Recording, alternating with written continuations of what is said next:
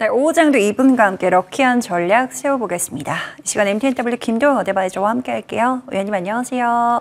안녕하십니까? 네, 현 구간 양지수 보합권에서 혼조세를 나타내고 있습니다. 자, AI 거품론이 다시 한번 사그라들면서 오늘 오전에는 반도체, 오후에는 에너지단 흐름이 이어지고 있는데요. 반도체부터 보겠습니다. 지금은 다소 탄력이 둔화가 되기는 했지만 오전장에 확실히 반도체, 미국발 훈풍에 따라서 강한 흐름 보여주기도 했습니다. 지금 구간에서 상방 추세는 변함이 없는 건지 궁금하고요. 자, 에너지 볼게요. AI 인프라에 대한 필요성이 지속되면서 지속적으로 시세가 이어지고 있습니다. 때려야 뗄 수 없는 이 두 섹터에 대한 전략 한번 들어볼게요. 네, 전체 시장은 오전 상승 2.5% 정도 상승했던 구간에서 점심시간 이후에는 마이너스 전환까지 나타나는 변동성이 상당히 큰 그런 시장이다라고 말씀드립니다. 오늘도 1,500개가 넘는 종목이 좀 조정 하락을 나타내고 있는데 확실하게 강한 산업이 바로 반도체 섹터이다. 라고 보시면 될 것 같아요.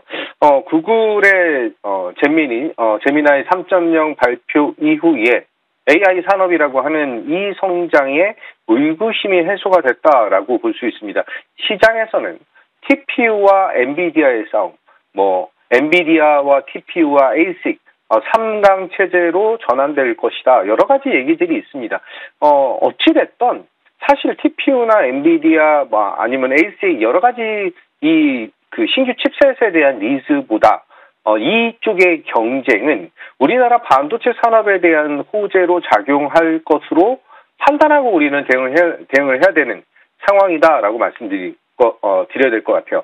특히 엔비디아 향 매출뿐만이 아닌 지금 범용 메모리 그리고 TPU와 ASIC 시장에 대한 확대에 따라서 반도체 쇼티지는 더욱더 심화될 수밖에 없는 그런 구간에 위치해 있다라고 보시면 될 것 같아요.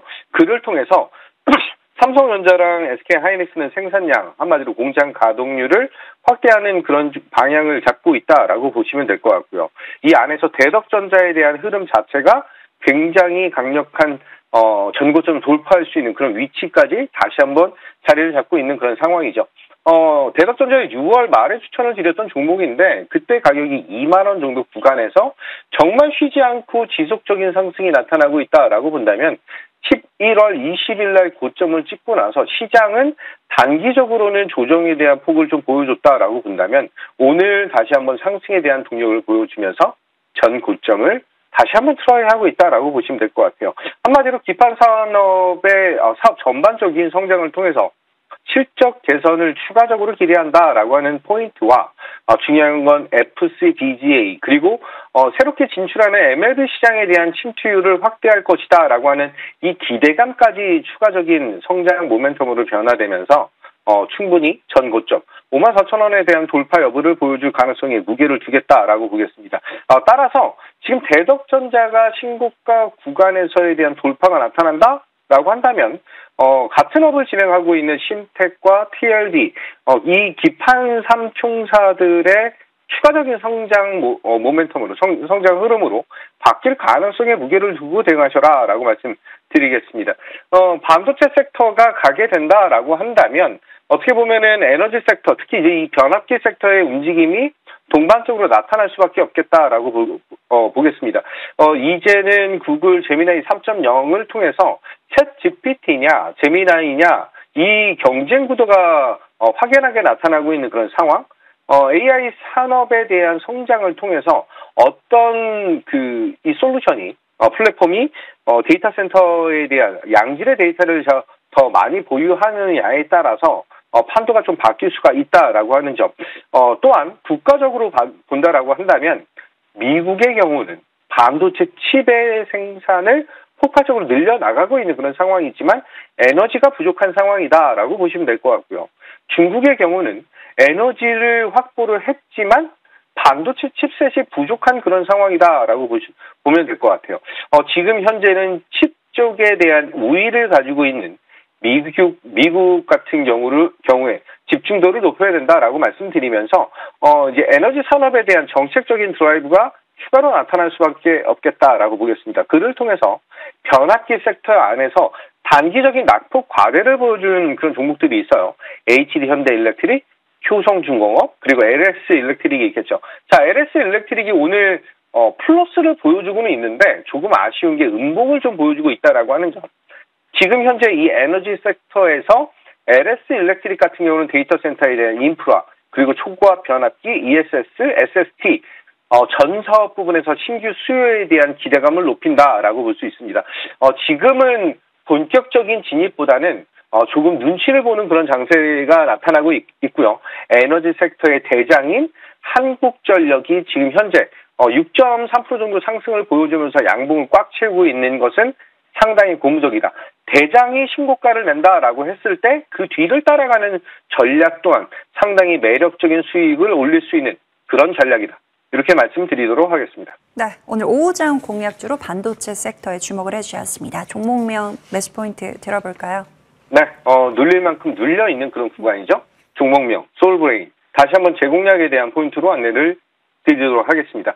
동사는 올해 하반기 낸드 시장에 대한 회복세가 진입을 했다라고 하는 그런 포인트와 내년에는 본격적인 성장을 보여줄 수 있는 그런 구간을 보여주고 있다라고 보시면 될 것 같아요.